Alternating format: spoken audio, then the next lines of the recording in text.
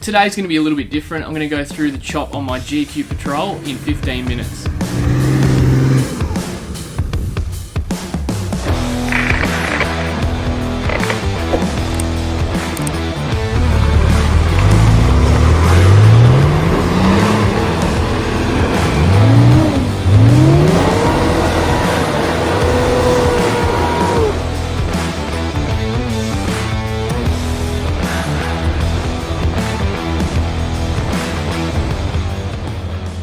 First of all, I had to take the rear platform out. That had my lithium set up under it and my air compressor, and I had my fridge and cargo case and drawers, and those drawers used to carry around all my tools and all my kitchen stuff all the time. And once it was gutted, I took it to Drew's.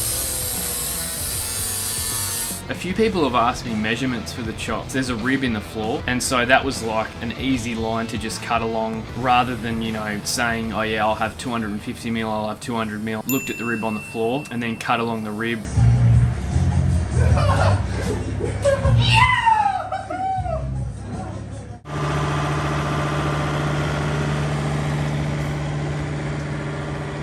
There was rust in the rear of the roof, there was rust under the quarters, there was rust in front of the wheel arches. More rust in here. That's only going to get worse and worse. And again, God knows how far that goes on the inside. The whole back had been dented from the glasshouse mountains. Completely caved in all the way down there. The first bit that I had to get around in my head was like the floor is a wonky shape. Trace it onto a piece of 100 by 50, contour that to the shape of the floor, and then we've got something square and solid to build off. And we'll have like upward bits going from here, and then a cross section in the center. And then the outside pieces were 25 by 50, and the center two pieces were 50 by 50, and then I had a piece of 50 by 50 over the top. All 2mm wall to try and keep the weight down. So we got the whole frame tacked in there, and they're all reinforced now. See, the first milestone was getting the bottom half done, so like the wall done to the top of the doors. If you're going to do it, that's probably the best way to look at it. Tackle it in sections. So like I got to the top of the doors done. That's really tedious. You've got to do a little bit at a time, and you've got to move around a lot so that you don't blow holes and so that you don't warp the steel. And so to make our way to the roof, I had ideas of warping angle iron in to make a nice corner, but in the end it was just easier to have two pieces of 50 by 50 up to the roof, a piece of 25 by 50 across the top. You can see there's a little bit of lip on that edge there. That's going to be where the zinc sheet welds onto here, and so you can start to see that taper. On one hand, it was good that we cut out the window first, because it meant that you weren't trying to use an angle grinder to get this shape. We could just water cut it and then weld it in.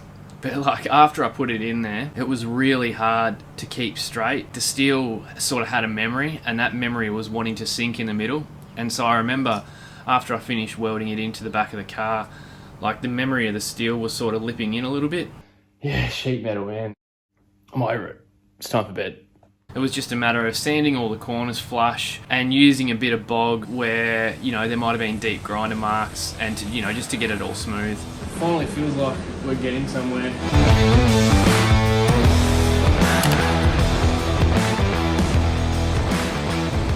Now this is really tedious, especially because you know, you're welding on corners, and then you're welding with sheet metal. You can't grind away too much because you'll grind through the steel.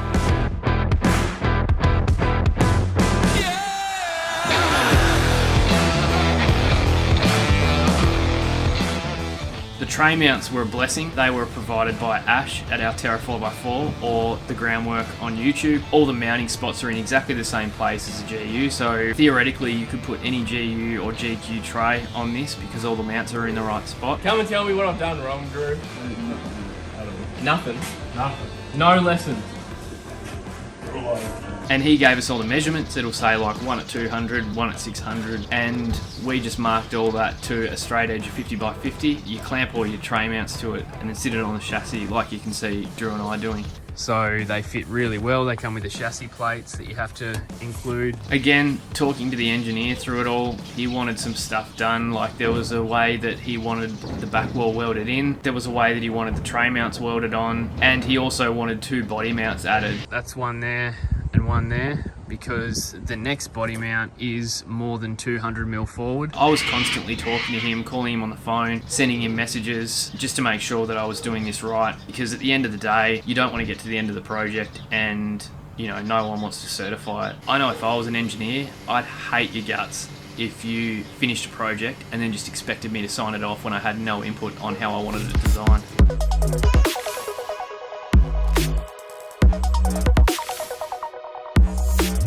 As soon as we put the primer on, even though I'd used like a little bit of body filler in that, when I say body filler, I just mean like getting grinder marks and stuff like that out. We weren't filling up big dents or anything. With all the work I'd put in, I couldn't believe that you could still see grinder marks.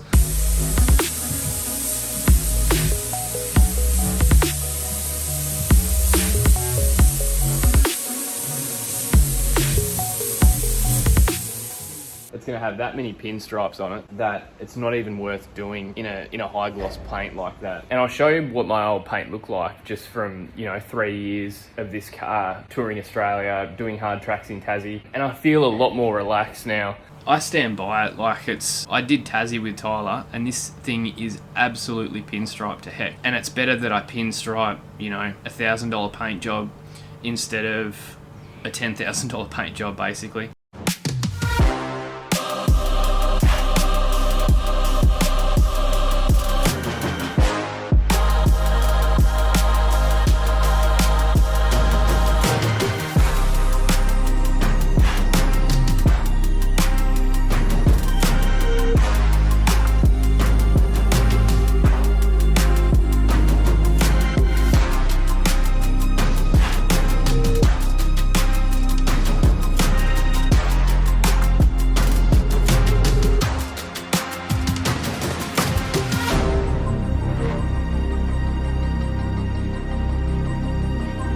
For the rear window, the piece that Jonesy cut out as the rear window, all I did was give him that, and so he just replicated that in glass, and it pretty much fit. It all went in really easy. I reckon it was probably an hour, 2 hours tops to get the rear windscreen and the rear window in. I am working on the tray. All I'm doing at the moment is drilling out blocks that will bolt to all these, and then you'll have like the chassis rails of the tray, and then the tray will sit on top of that. I know there was a few people that were disappointed that I didn't show the beginning of the tray. The tray, it's just RHS, it's cut into blocks. You bolt all those to your 2 rows of tray mounts, then you weld 2 RHS on that, and then you essentially build a big square that has cross sections, and then that all just sits on, tacks in place.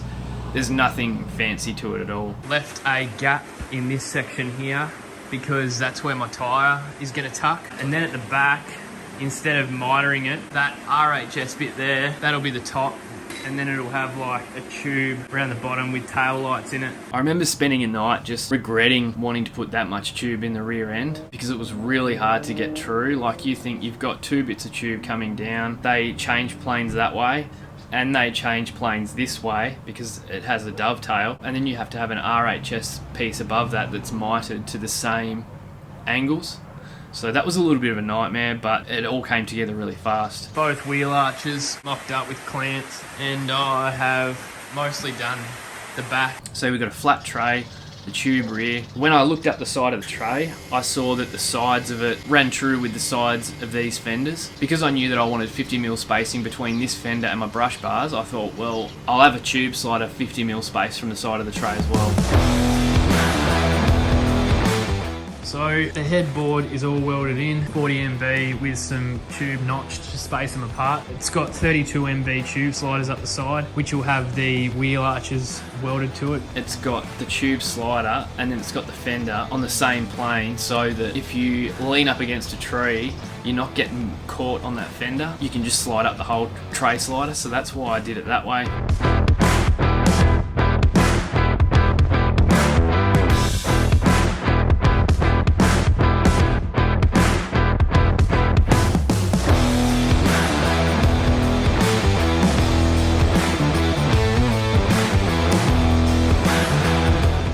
Painted the tray in Predator again. I used a high build primer from town just to, fill in the grinder marks and that. Gave it a quick rub down with some Scotch Brite, and I used the satin black Predator for the tray, which I'm super stoked with. Even to this day, the tray looks awesome. I've chipped it a lot on the sides just from slamming it up against banks and rocks and trees, but you know, you're gonna get that with any paint. The tray's holding up well, nothing's bent on it. All I've done is chip the paint. I've broken a tail light because they're not recessed very far, but those tail lights are just off eBay anyway. They're like $40 each.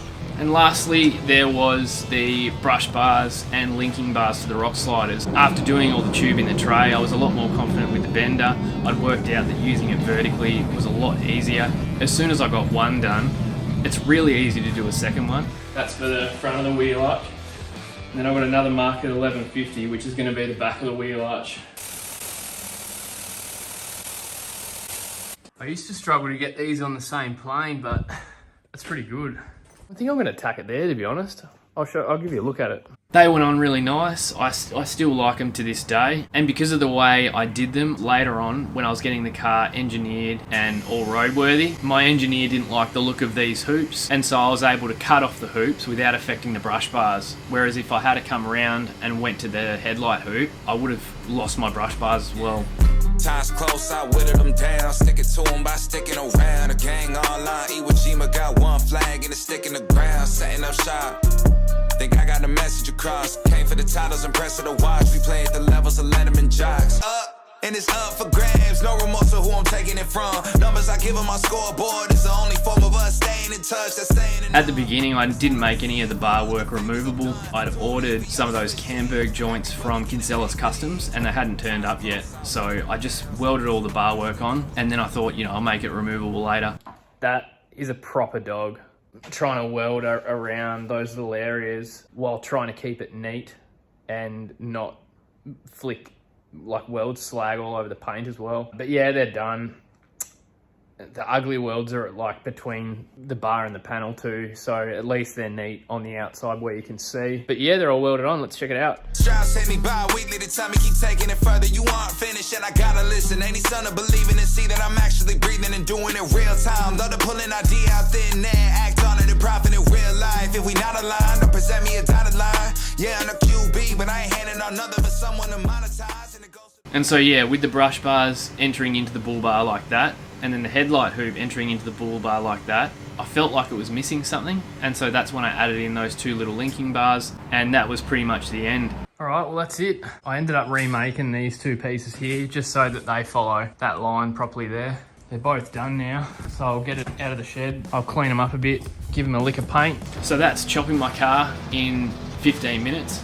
I thought it would be cool to just, you know, condense it all into one video and add a little bit of extra commentary as to how I did it. Another question I get asked all the time is the car engineered? Yes, it's absolutely engineered. It's engineered for all of the superior suspension. It's engineered for the long range tank in the back. It's engineered for the Falcon seats, the GU diffs, the chop, the seat reduction. It's engineered for everything you see on the car, bar the bigger tyres. You only ever see it on those tyres off-road. I only use them to go wheeling in that. Otherwise, it's on these bad boys here. You know, I'm always tempted to drive it through the week and there's no use wearing out big muddies anyway.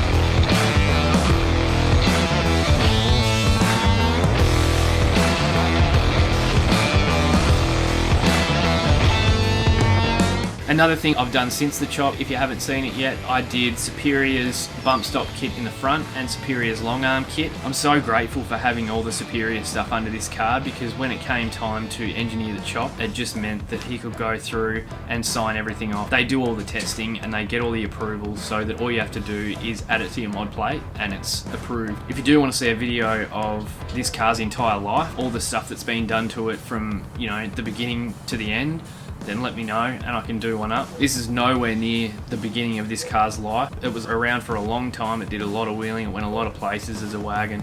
Thanks for watching and I'll see you guys next time. Cheers.